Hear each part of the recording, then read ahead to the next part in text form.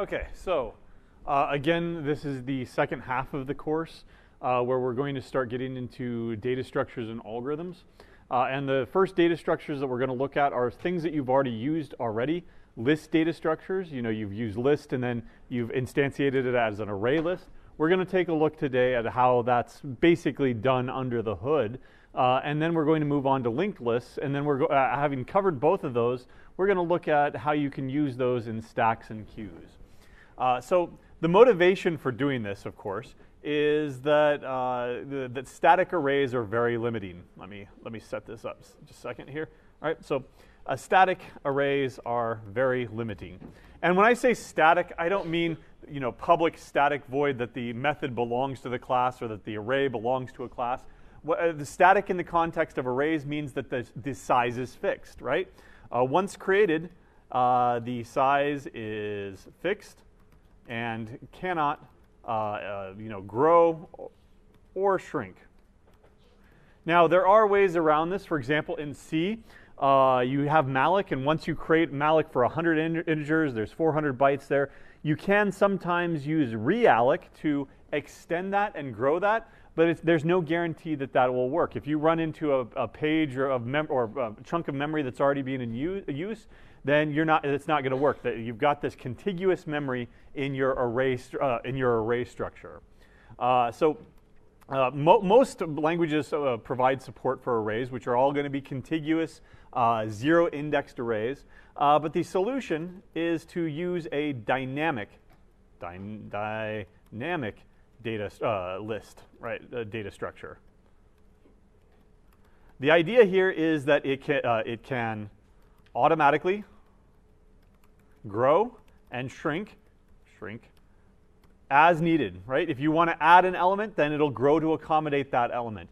If you want to take an element away, it may or may not shrink depending on how you've designed it, right? You can just add things to the list without having to worry about the details. That sounds familiar. What have we looked at this semester where we don't have to worry about the lower level details in object-oriented programming? Abstraction and encapsulation. Abstraction is going to be publishing how you can use this list. Here's how you add things. Here's how you retrieve things. Here's how you remove things. That's the opening up to the outside world of how you use this list, but then the details are encapsulated inside the class itself. Right? So our first goal, our first iteration, is to design a list, a dynamic list, for integers that allows you to insert, remove, and retrieve elements from it. All right? That also sounds familiar. Insert, remove, retrieve, and maybe modify. If we added a modification there, what's that? The four basic operations of CRUD: create, retrieve, update, and destroy. You start seeing patterns permeating throughout computer science, throughout data structures. There are four basic operations on any collection or data structures or tables or what have you, right? So for the most of the time here today, I'm just going to go ahead and walk you through the design and implementation of this, and then we're going to iteratively improve it until we've got something that looks more or less like the list data structure that you've already been using. So first of all, this is going to be a dynamic data structure. It's going to be backed by an array. So we do need an array, right? Private int, and it's for integers. I'll call it ARR, and then I'll just call it ARR, right? Now, the idea here is that inside the class, I'm going to create an array that has a certain capacity. Initially, say that it has 100. I can initialize it. I have to initialize it to something, right? So let's go ahead and say that I initialize it to a size of 10. Right? That doesn't mean that it has 10 elements. Right? Its size is still 0. But what I want to do is I have a capacity. You can put 10 elements into this list. If you put 1, 2, 3, 4, 5, 6, 7, 8, 9, 10, and now my array is full, and you want to add an 11th element, what do I need to do? I need to accommodate that element, right? You want to add that to the end? What do I need to do to this array? I need to make it grow. Can I make it grow in Java? No, so what am I going to need to do? I'm going to need to copy it to a new array that's now of size, say, 20. And now you could put the 11th element in there, right? And now the capacity is 20, the size is 11. So I need to keep track of two things: capacity of the array, the capacity, and the actual size of the array that you've built so far. Now the capacity is built in, arr.length, right? That's how many elements you can put into this array. So I don't need to track that, but I do need to track the size. Private int size. Right? Now let's go ahead and create a constructor here. Public my integer list. Right? So what would be sane defaults for these things? I need to create an array that has a certain initial capacity. Give me an initial capacity. 5? Okay, that's kind of low. Okay, we can do it. All right. This .arr is equal to new integer array of size 5. Right? So the capacity here is 5. I can hold up to 5 things, and you can put something in 5 places, and then if you try to put it in the 6th place, I'm going to have to do something to accommodate that, right? And then the size, this .size, what would be a good initial value for that? 0, right? You haven't put anything in there yet, right? So give me a new list that has a capacity of 5, and I'm going to go ahead and add things later, okay? Those are good, sane defaults, okay? Although you might want to increase 5 there. I'm going to go ahead and design those 3 basic operations. I want a way to allow you to get an element, to retrieve an element, to insert an element, and to maybe delete an element, okay? So I'm going to go ahead, and you can do this from many different angles. You can do it in index-based, that I want to retrieve the 5th element, or I want to retrieve the element at index 6.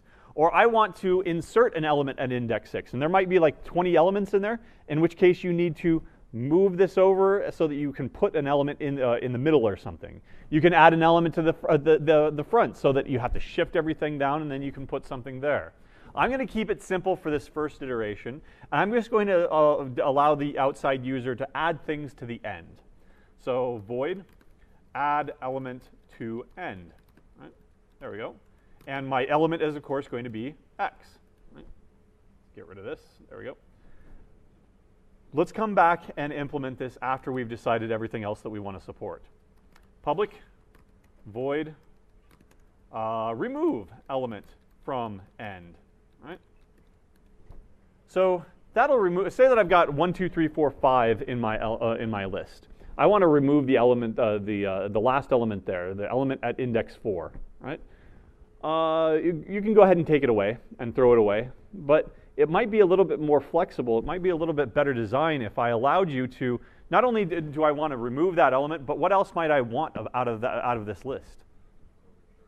Yeah, I want that element. Give me the last element and remove the element from the list, but I want that, right? I don't just want you to throw it away. So instead of having a void, I could have an int as my return type. Okay. Let me go ahead and document this as we're going along. This method adds the given element x to the end of the list. Okay. And this one, this method removes and returns the element at the end of the list. Okay. And the third thing that I want to do here is maybe so add something, remove something. Maybe you want to retrieve something. So let me go ahead and go with a public int. I want to retrieve it, but I don't want to remove it. So we want a return type of int. Get element at index. So this one I'm not just going to support playing around with the list at the end of the list. I want an arbitrary element. I want the 5th element or the 6th element or an element at a particular index. Okay? Great. All right. That's pretty good for a start here. Let's go ahead and, well, actually, let me go ahead and create a function here to so that I can actually work with this. Public static void main string args, right? And let me go ahead and create a new list here, my integer list. I'll just call it L equals new my integer list There we go. And L.add element to the end, 10. Then if I do that for 10, 20, and 30, what should it look like? If I add 10 to the end, right? Initially it's empty, so where am I adding it? I'm basically adding it at the beginning, 10. Then I add it at the end, 20. Where is it going to be? 20. And then I add 30 to the end. Where is it going to be? 30. So it should look something like 10, 20, and 30. Right? So this is a good test case for me to. I'm not actually making a test suite here or unit tests or anything. I'm just doing some ad hoc testing here to make sure everything works, which has its place. But you do want to, in general, in practice, you want to do more formal unit testing, like you did last semester with CMACA. So I want to know if this works. So I could add a breakpoint here and then look at the internals of my list. But it's just as easy if I have a system.out.println my list, right? Which means I'm probably going to want a toString method here, public string toString. Right? Now I could write the code that creates a string and begins with the square bracket. And then the first element, comma, the second element, comma, the third element, dot, dot, dot, until you get to the end, and then you've got a closing square bracket here. If you really want to do that as a good exercise, go ahead. Otherwise, guess what? Arrays.toString is already there, this.arr. Right? One-liner, got it taken care of. Now, obviously, it's not compiling yet because I need to actually implement these methods. Let me go ahead and get rid of these two methods so that it actually compiles. And let me go ahead and run it. Oops, what's wrong? Nope, nothing's wrong here. So I haven't actually implemented that method yet. So let me go ahead and run it. And you can see, well, oh, it's 0, 0, 0, 0, 0. So is this going to work? Did I put 5 zeros into my list? Nope. All right, so I'm going to have to actually do that exercise, right? I'm going to go ahead and have a string builder, SB, is equal to new string builder. All right, and then I'll go ahead and go SB.append, right? That opening, not curly bracket, but square bracket. And then for int I equals 0, traditional for loop here, I is less than. Now, do I want to go up to arr.length? No, because that's exactly how I got these 5 zeros. I don't want those 5 zeros. I'm keeping track of the array, the internal array, but also the size. I should only be going up to that size variable, I++. Right? And then I'll go ahead and sb.append this.arr sub I, and then maybe I'll go ahead and put in a comma here. Right? There we go. And sb.append a closing square bracket. There we go. And now let's go ahead and see what this looks like. If I can go ahead and put my semicolon there, save it, run it. Oh, you know what? I need to return sb.toString. There we go. And now this should run. Of course, it'll give us an empty list because we haven't put anything into it. That's correct. Right? Now, I will have a trailing comma and a space here. If you want to, you can go one less and then handle that last element by yourself.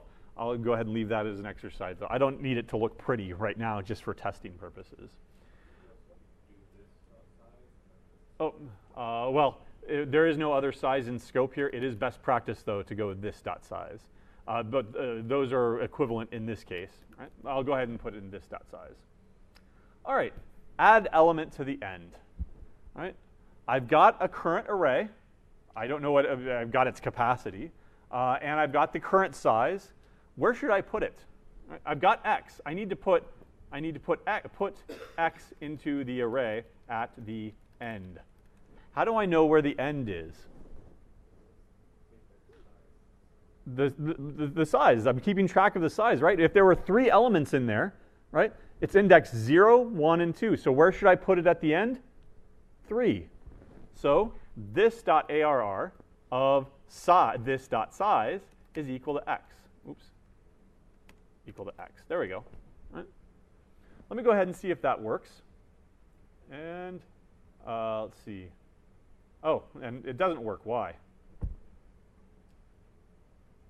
So I'm putting in 10, I'm putting in 20, I'm putting in 30, but what am I not doing? Yeah, I'm not incrementing the size. I'm increasing the size, right? You put one thing in there, now what's its size? 1. You put 20 in there, what's its size now? 2. Put 30 in there, its size is 3. So what else should I be doing besides putting something at the end? This dot size plus plus, right? You're adding something, then it needs to be added, and that there's your size. So it should now print successfully, cross my fingers here in case I missed anything else, 10, 20, and 30. Right? And it did. Right? Let me go ahead and bring that up so that we don't have to keep scrolling. Right? 10, 20, and 30. And again, that trailing comma in space, you can take care of that by rewriting that loop there. Well, let's continue. 10, 20, 30, 40, and 50. 40, 50, 60. What's going to happen here now? Yeah, I'm going to get array index out of bounds 5. Why? I tried to add 10, 20, 30, 40, 50, right? This will work. 10, 20, 30, 40, 50. Why? What's my capacity again? You said 5, right? All right, and then I try to add a 6th element, 60 here. That's where I'm going to get that index out of bounds, because if I've got a capacity of 5, that's 0, 1, 2, 3, 4. And if I want to add it at the 6th element there, it's going to be at index 5. That's beyond the array that I have, right? So what else do I need to do in here? I don't just need to put something in the array and then increment the size. If it's full, right? If you're at your capacity, you've put in 5 elements, what do you now need to do? You need to increase the capacity, right? So I'll make a check for that. If this dot size is equal to this array dot length, right?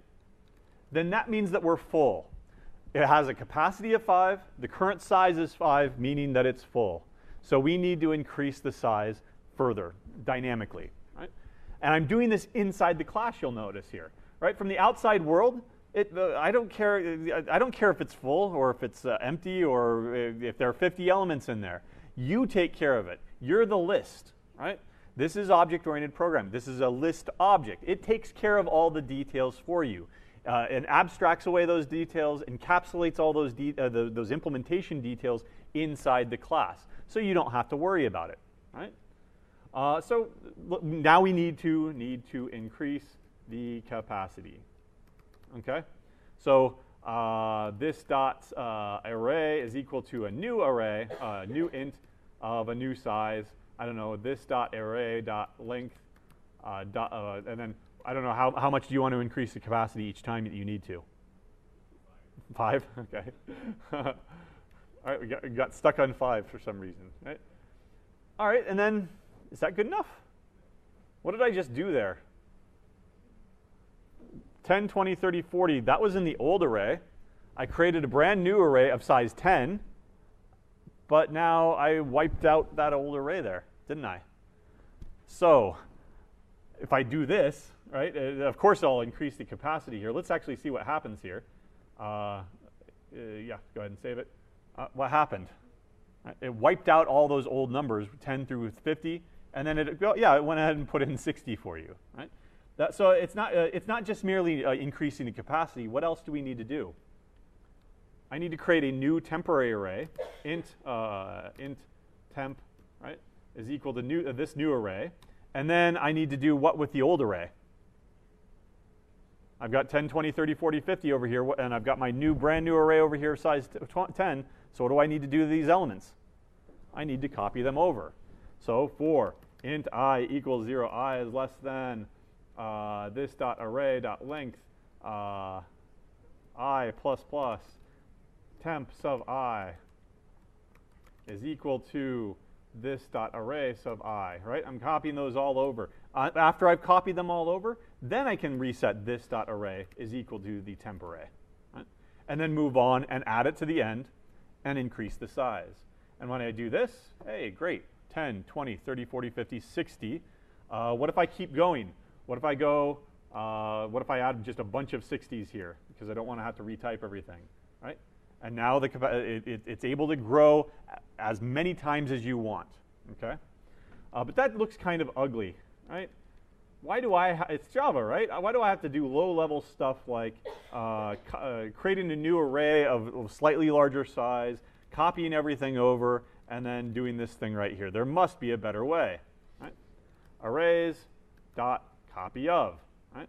The original is this dot array, and the new length is going to be this dot array dot length plus, we'll go ahead and stick with 5, right? And I can now cut that down to one line of code. This dot array is equal to that, right? It's a deep copy of an array. I think we've covered that before, but there it is again. The second one here is a new array. If you want to shrink it, if you want to increase the size, it gives you a convenient way of doing that, right? And we've increased the size by 5, meaning that it's going to copy whatever was in the old array, and then it'll pad it out with 5 zeros. We don't care what it pads it out with because we just wanted to increase the size so that we can go ahead and add x later. And this refactoring here should not change anything. It still acts exactly as before. Okay? So now that we have this add element to the end, tell me, how could I remove element from the end? What's that going to look like? Just the opposite, right? Instead of adding it to the end, I'll go ahead and return it, right? So return this dot array of, where's the element at the end? This dot size. So if there are 3 elements, where is it? 0, 1, 2, so -1, right? But does that actually remove the element? So let me go ahead and let me go ahead and test this. L dot remove element from end, and I don't care about capturing it. Int y is equal to this, whatever. And let's see if it actually works here. So it should be 10, 20, 30, 40, 50, 60, and then we remove it from the end, and so it should only be 10 through 50, right? It's not. What was my mistake here? It's not just simply returning the element at the end. What else? I have to decrease the size, right? Because you're taking that last element, 60, and you're giving it back to the calling function, but you then need to say, well, that's no longer the last element, right? This is the last element. So this dot, so return it, and then this dot size minus. Is that going to work? The compiler is telling me no. Why? You've already returned from the function, right? So let me go ahead and cut and move that up here. Now, if I do that, is this going to return the same, the correct value here anymore? No. What's it going to be? What should I do now instead? Not -1 anymore. It's just going to be whatever that was before, right? And now it removes that element. And maybe I'll print out what it actually removes, system.out.println y, the element that it actually removed here, just to be sure, right? And it was 60. Right? It removes 60, and now you've got a dynamic list here that can grow. By the way, did I implement the shrink method here? Or shrink here? Nope. So I'll put that in a classic developer way of dealing with things here. To do eventually decrease the capacity. Right? I won't worry about that. If it's grown, I don't that it can shrink as much as it wants but I'll keep the capacity the same. If it's grown to 1,000 elements, no problem. Just leave it as its capacity as 1,000 elements. But if you do want to eventually decrease the size so that it can shrink in addition to growing, then you would need to implement that. Okay. What should this look like? Get element at index. Right? Well, all I'm going to do is return the element at the given index, right? This dot arr sub index. Right? Seems simple enough. And let me do that down here.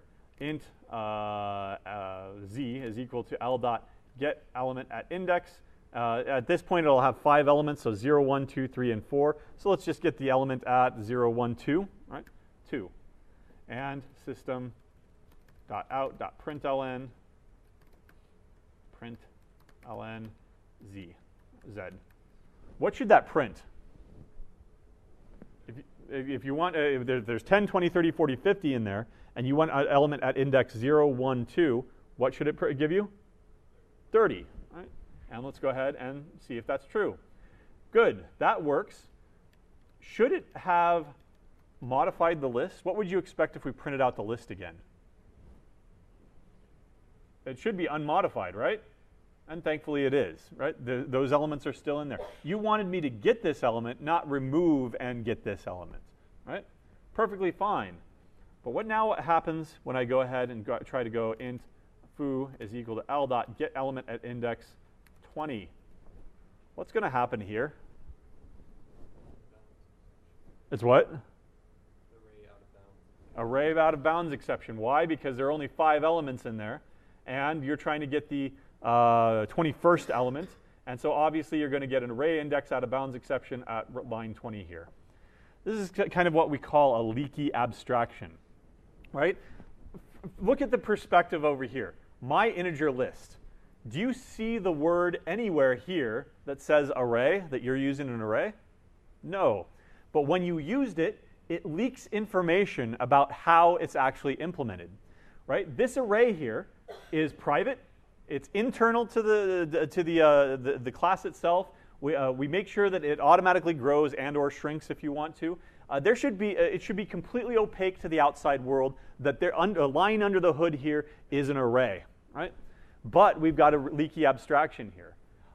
If you try to access something that's outside the size, it's going to throw back an index out of bounds exception, an array index out of bounds exception.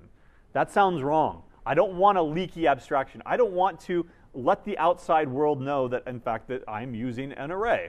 So let's take care of that. What else could I do here? I could check the index. What are some invalid indices?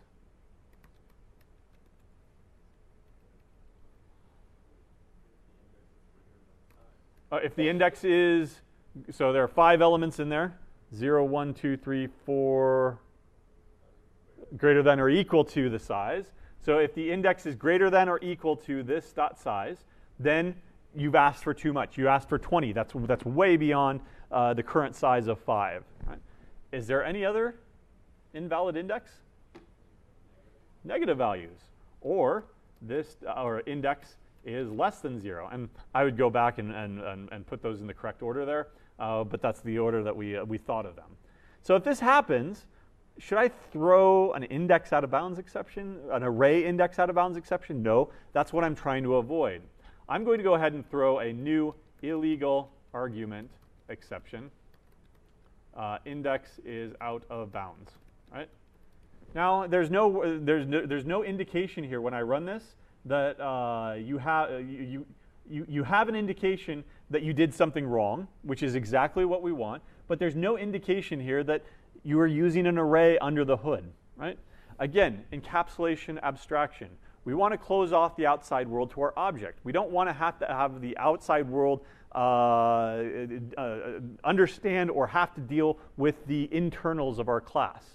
One way that we could break encapsulation is like by having a public increase void increase capacity method, right?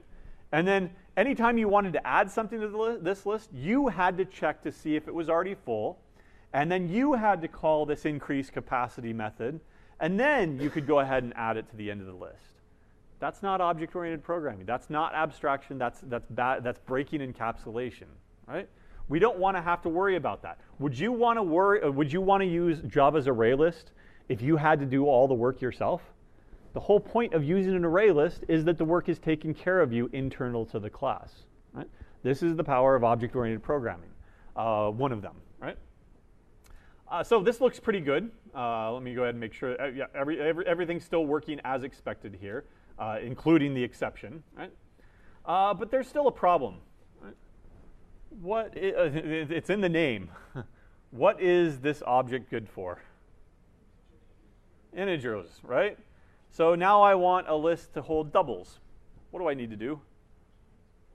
Copy pasta everything and change all the integers to doubles. Now what if I wanted a list of products? What do I need to do? Copy pasta, everything to a new thing, change all the integers to products, right? In fact, what would change?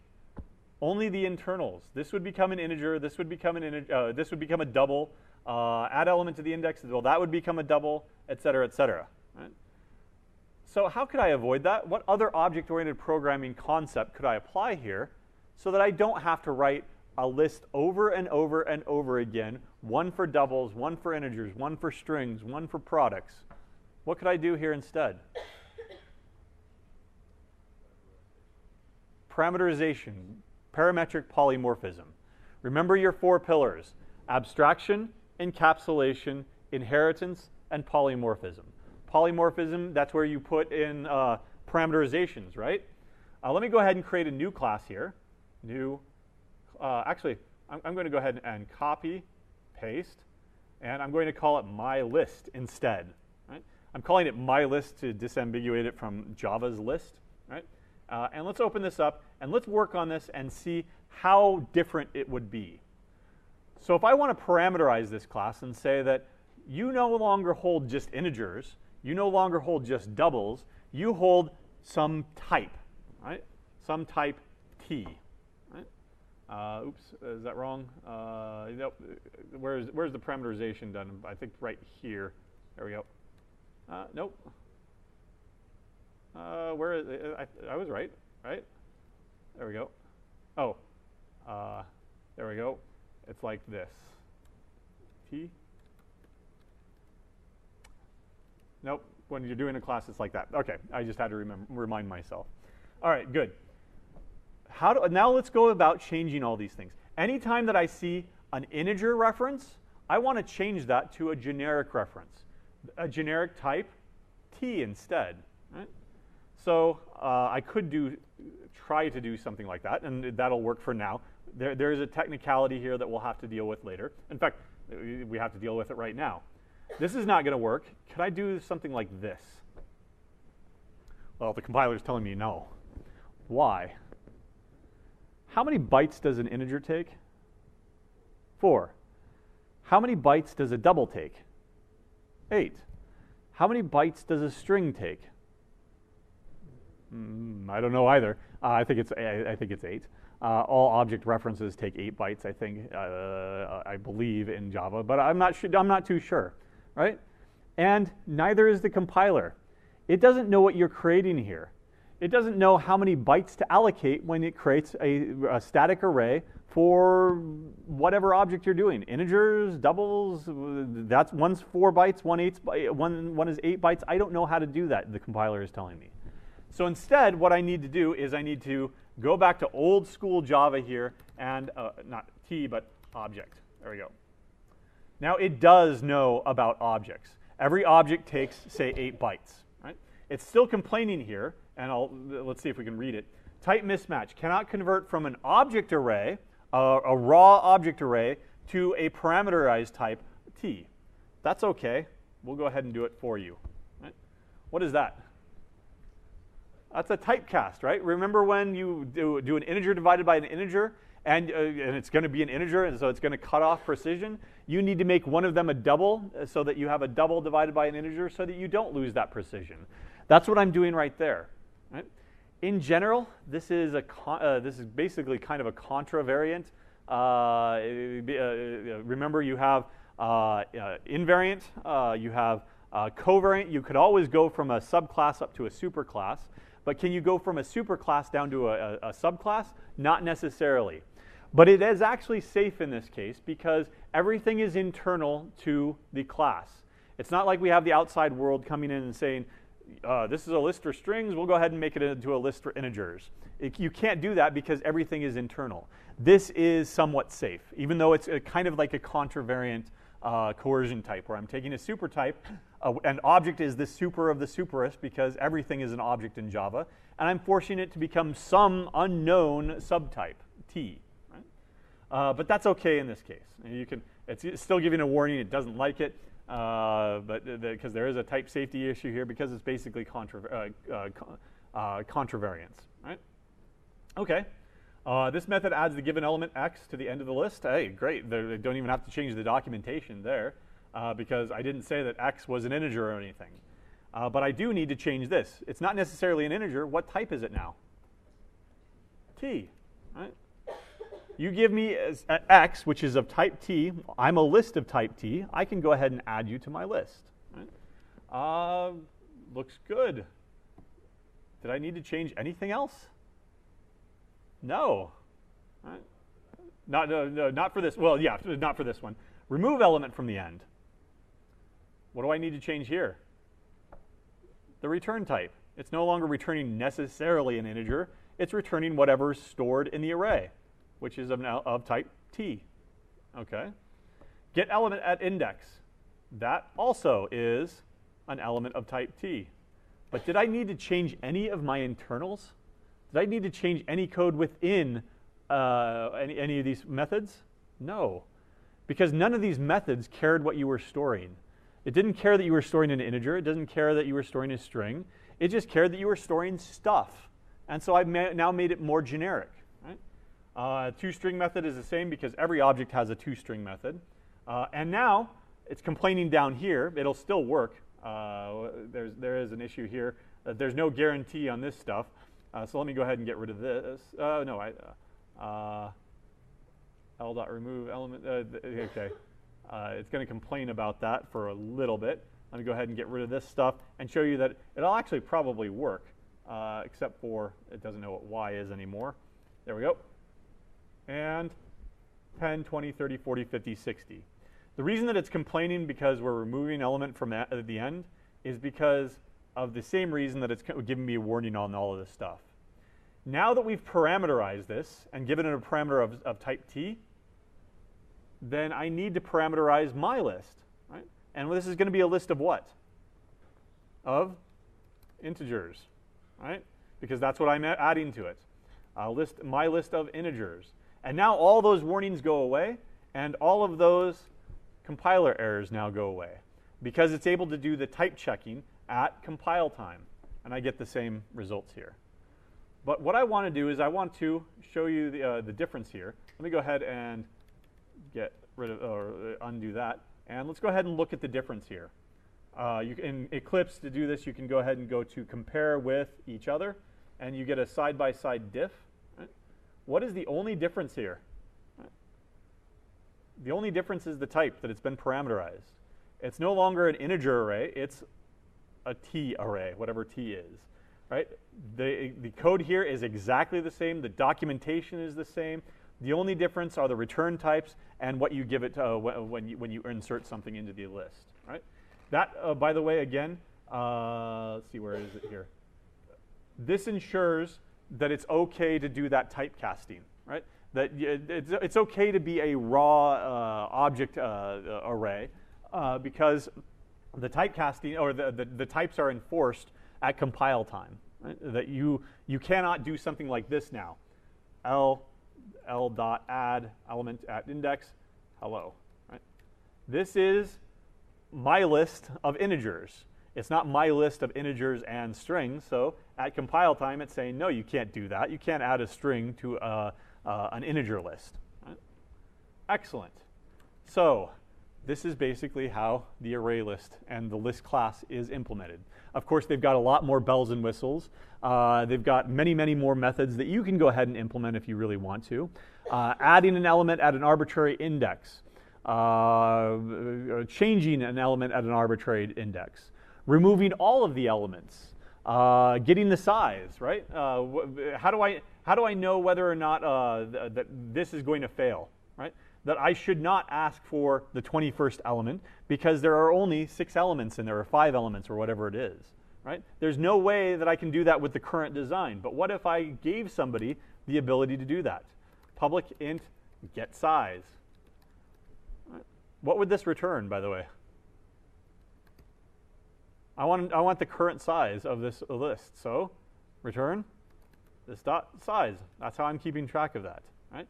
And now down here, I can check if size or L.getSize is less than, I don't know, or if the size is greater than or equal to 20, right?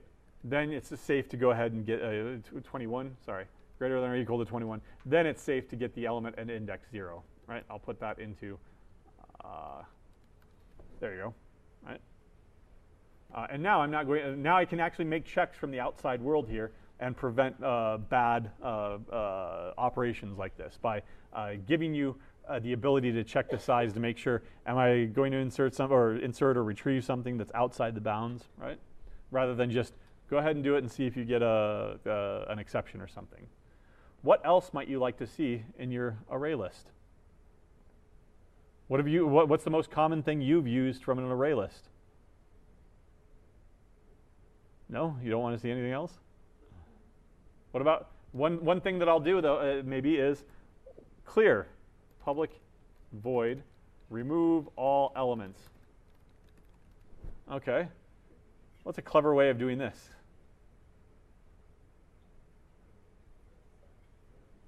This dot size is equal to, if you clear all the elements, you empty out the list. How big is the list after you're done? 0. And it's a very simple way of doing this, right? Did I go through my array and deallocate everything and say, well, 10, 20, 30, 40, 50 was in there before. Clear them all out, make them all 0. Why, right? Why go through that if there's no need to waste CPU cycles erasing stuff that is effectively erased from the outside world, right? So there are lots of other things that you can do here. At this point, I want to, let's see. At this point, I want to move over to my traditional lecture slides here because of the pictures. I could draw the pictures, I guess, on the overhead, but that's not as convenient. So it's still, I mean, array lists are great. Right? That's basically what we just built, or we built a prototype of an array list. But not, you know, the old adage is, if all you have is a hammer, everything looks like a nail, right?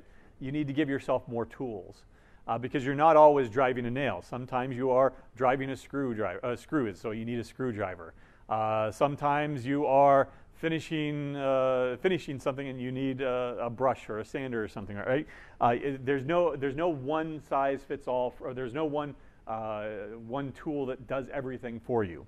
And there's no one implementation of a list out there. So one of the problems with an array list is that resizing can be very expensive. Think about the situation where I have, say, 10 million integers in my list, and it's at capacity now. Now I need to insert just one more element, so 10 million and 1 elements. What am I going to have to do with the current design here? Let me go back to it. Add element to the end. You've got 1 million elements in there. You want to add the 1,001st element over here. What are you going to have to do if you're at capacity? Lines 22 through 24. You're going to have to copy over 1 million elements, and then you know, increase the size a little bit. Okay, so that's quite expensive, right? If I've got 1 million elements, 10 million elements, that's basically 10 million operations. It's being hidden by the fact that I'm using a library function to do it here. But the old loop, the first iteration that we did where we actually wrote that loop would run 10 million times, right? And that's going to be quite expensive if you're doing that over and over and over again. It's new memory allocation. You have to copy over each element. And the expense is linearly related to the size of the array. If you have 1 million elements in your array, then you're doing 1 million copies. If you have 10 million elements in your array, you're doing 10 million copies. So you can see how this is it's basically a linear function. If you have n elements in your array, you are doing n copies, right? And so if you've got more and more and more elements, the complexity here of your operations grows linearly as well. If you've got 100 million elements, now you've got 100 million operations. So the solution, another potential solution, is a linked list. A linked list looks kind of like this, and this is why I'm using the slides here, because I don't have to redraw these pictures. They're not stored contiguously. Instead, they're stored in nodes, and each one of these is a node here. The first node contains 11. The second node contains 42, then 35, ... Not only does it contain an element, but it also contains a pointer, or a reference in this case, because we don't have pointers in Java, to the next node, right? So the first node not only contains an element, 11, but it also contains a reference to the next node, right? The first node is always called the head, and if we've got a list, then you have to start somewhere. So you start at the head of the list, just like the head of the line, right? This is a line, and you're at the head of the line. What would you call the end, the other end then? If this end is called at the head, what is the other one called? The tail, exactly. What is the how do we represent the tail here? If I get down to the last element, the last node containing 76, and there's no other next node, then I'm using, in Java, I'm using null as an indicator. There are other ways that you can do that. You can use what's called a Sentinel node, which is a special node that you can then check against something like, is this the last node, right? Is it equal to the last node? Or does the next node have another node, et cetera, et cetera. So elements in a linked list are stored in nodes instead of in cells in a big contiguous array. What might be the advantage here? If I've got an array list of 5 elements, right? The first one points to the second one points to the third one points, it's chained, and I want to add something to the end of the list. Do I need to, and I've reached my capacity, or in some sense I've reached my capacity. Do I have to copy over these 5 elements anymore? Or do I just create a new node and make this last element point to that new node, right? So there seems to be some savings here with respect to inserting at the end, or maybe an arbitrary insertion. Right? In fact, we've got, let's see, where am I? The key aspect here is that there's no resizing. There's no fixed size, right? There's no capacity because it's not contiguous. It's not backed up by an array. It's backed up by a collection of nodes that are chained together in one big line, right? However, there's no random access. Remember, with an array, if I want the 5th element, what do I have to do? Array sub 6, right? Because remember, it starts at 0. That's called random access. If you remember last semester, we talked about this when we covered arrays, that how does it actually find the 6th element, right? Or the 6th element at index 5. Well, it just computes, well, this thing is an array of the compiler does this. This thing is an array of integers. Each integer takes 4 bytes. So if you want the 6th one, then that's going to be 6 times 4. That's 20. This memory address plus 24 bytes away. Jump immediately to that memory address. That's random access. You can jump to any memory address that you want, basically, essentially, instantaneously and for free, right? No, the details are a lot more fuzzy on that. It's not actually for free. There is this thing called caching, right? You've got various levels of memory. You've got memory on the actual processor. Then you've got main RAM, and then you've got disk memory, and you've got this entire memory hierarchy that it's much more complex at a lower level. But from our perspective, it's free. Right? It's free random access. But we don't have random access here anymore. If I want to get the last element, how do I get it? Can I just jump to the tail? If all I have is a reference to the head, can I just jump to the tail? What do I need to do now? I have to start at the head, go to the next one, go to the next one, go to the next one, go to the next one, until you get down to the end, the tail end, and oh, there is no next one. Okay, well, this one must be it. What if I wanted the ith element? Can I just jump to the ith element? Nope. What if I wanted the element at index 2? I need to start at the head, go to the next one, go to the next one. Okay, now I'm there. In other words, I need to traverse that entire list to get to the one that I want. Right? So that's the cost. There's always a cost trade-off here, right? Array-based lists are going to give you random access. So if you want to optimize for the operation of getting the ith element, then great, go ahead and use an array list. If you want to optimize for the operation of inserting something at the front, or inserting something at the end, or removing something from the front, or removing something from the tail, then maybe an array, a linked list is more appropriate. Right? Let's talk about. Again, let's talk about how we might do these things. You start at the head, you keep track of a current node, and you traverse the list until you get to the next element, right? Or until some condition is satisfied. What about an add operation? What if I wanted to insert 42 between these two nodes? What if I wanted to insert 40, I wanted now 11, 42, then 35? What would I have to do? Well, 42 is going to be stored where? In a new node, right? So let's go ahead and create a new node, 42. And now what do I need to do? I need to put it in between there somehow, right? If you've got a chain, all right, you've got links in a chain, and you want to, for some reason, you want to put in a new link in the middle of the chain, what do? You have to disconnect these two links, and then link the new link on this one, and link the new link on the old this one onto that one, so that you have a new link in the center, right? So I need where do I need to make 11 point to? No longer 35. Where do I need to make it point to? 42. And likewise, so I went out of order here. But where do I need 42 to point to? To 35. Once I've done that, then great. Now, just pull that chain taut, right? And now you've got a linked list where 42 has been inserted in the center. What about a delete operation? What if I wanted to delete 42 now? What do I need to do?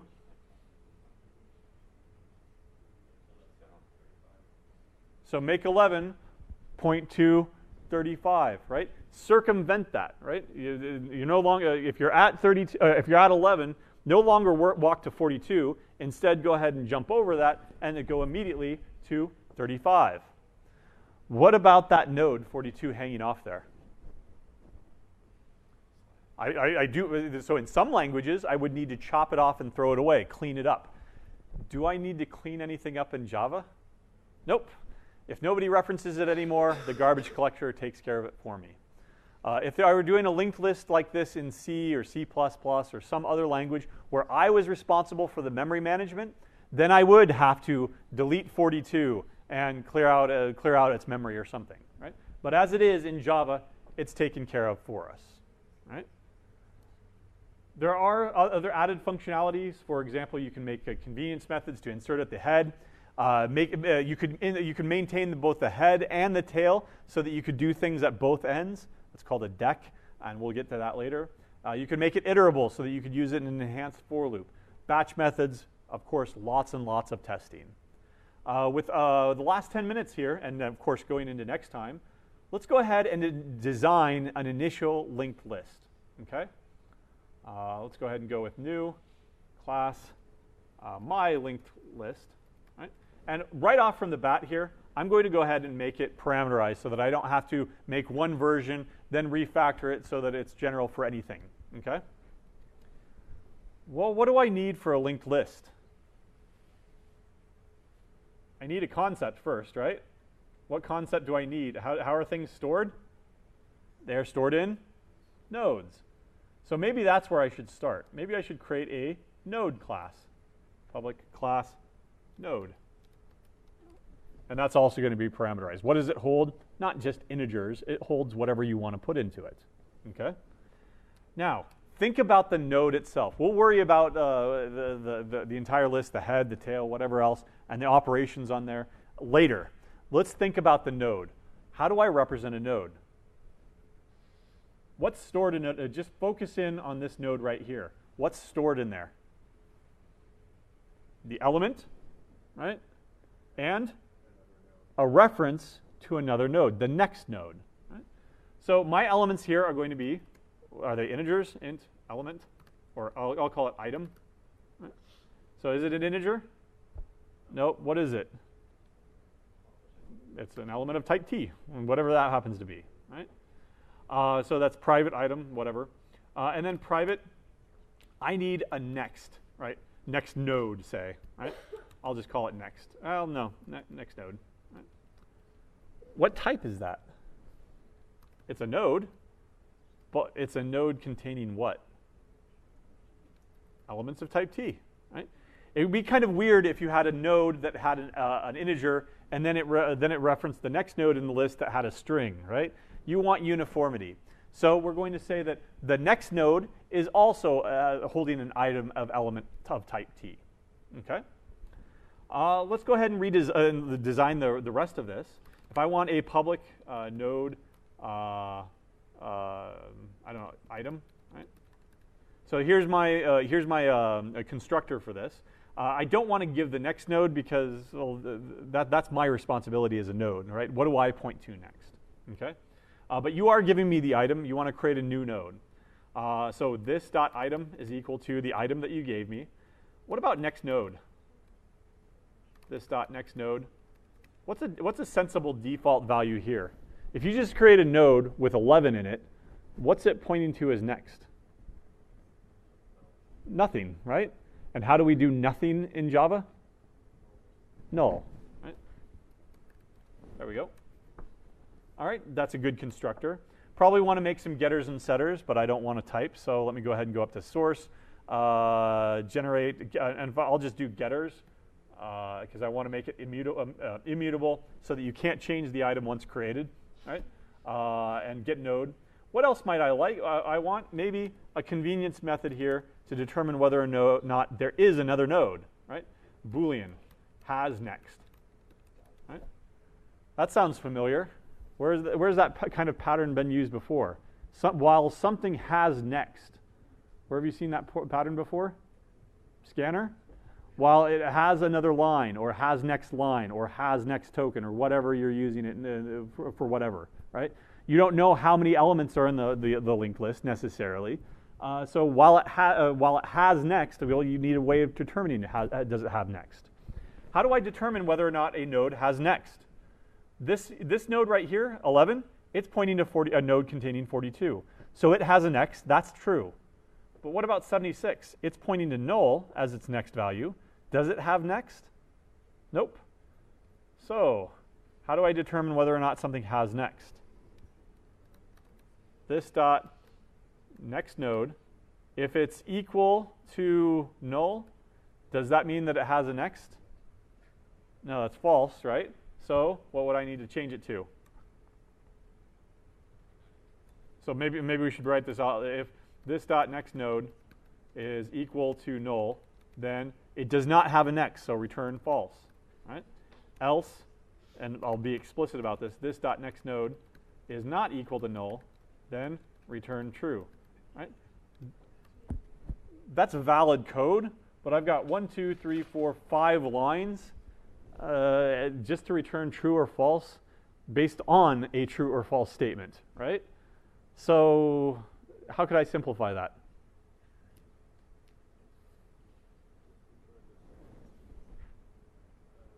This thing right here, we'll return this. If this is true, then I return true. Well, then just return it, right? If it's false, then I would have returned false. Right? So if return this node, it's not equal to null, that means it does have a next node, okay? Now, what about my linked list over here? Private. How do I implement a linked list now? I've got a way to create nodes and link them together somehow, but how do I actually create a linked list? What do I keep track of? Do I keep track of every node? If I keep track of every node, I'm back at square one, and I've got an array of nodes, right? And that defeats the purpose of having a linked list, where, yeah, you're going to give up that random access, but then inserting something at the head or inserting something at the tail, if you're keeping track of the tail, that's super efficient because you don't need to do that copy, right? So what am I going to keep track of here? A node containing an element of type T called the head of the list, okay? Now, we can do very similar things to what we did before here. We can we need a constructor.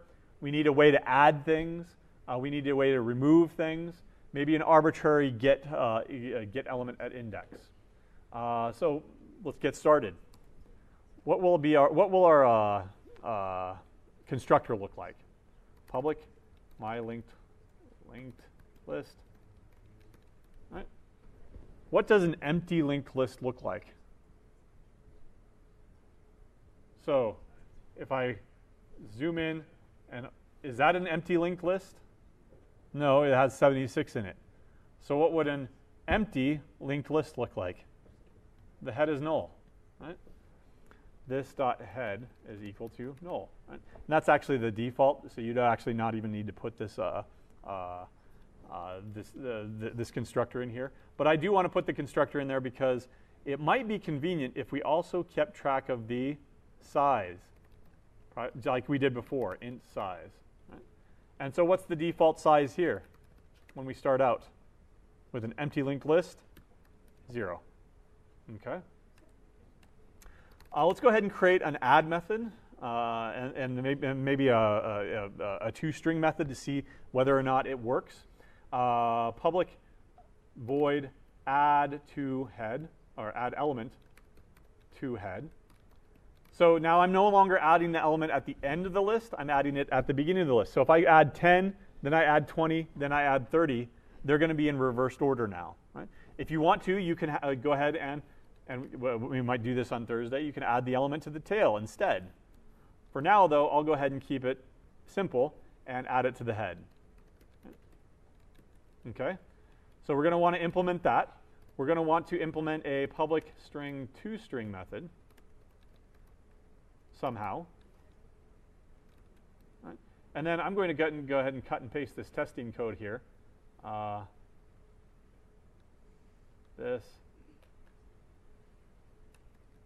So we'll add not to the end, but instead to the, what did I call it, head? Add element to head. Right, there we go. And this is not a my list anymore, it's my linked list. There we go, there we go. And we won't worry about this stuff, we'll just print out the list. There. So I've got some nice testing code here. What should it look like if I'm always adding something to the head? Add 1 to the head. Now add 2 to the head. Now add 3 to the head. What should it look like? What should be the first element? 60, the last element that you added to the head. Right? It should be 60, 50, ... down to 10. Right? Of course, it's not going to work here because it's not. I haven't implemented these things yet. Let's go ahead and implement the add element to head first. Okay. Now, one thing you have to think about is corner cases. What's one kind of corner case? That is special case that you have to take care of. A case that's not the norm. Maybe.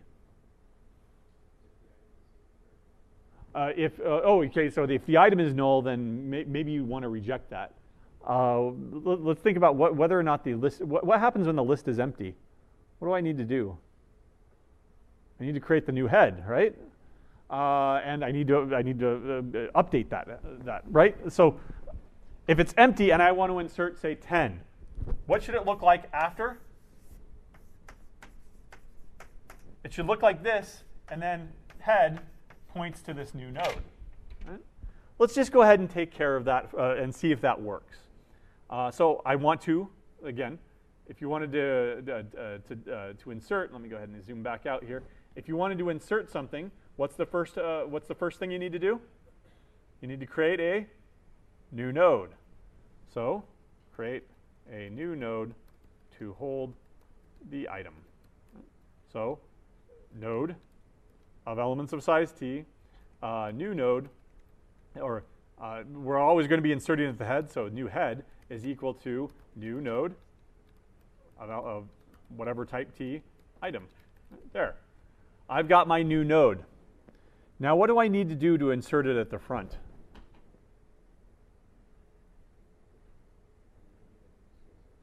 I need to link it, right? What if there were 3 items in there already? 10, 20, and 30. And I insert 42 in the front. Do I want to lose these 3 items? No, I want to preserve them. So if I insert something at the head of the list, I need to make sure that that something is pointing to the old head, right? So new head dot set, and here I will need to have a setter here. So let me go ahead and create a setter, get next node, public void set next node of a node of elements of type t node. All right. So this dot next node is equal to node. There we go. All right. I do have to have a setter here, but that's okay. It's internal to the class. So dot set next node to the new head. Or sorry, to the old head, right? This dot head. Okay. Now visually, what have I done? Right? I've let's walk through this.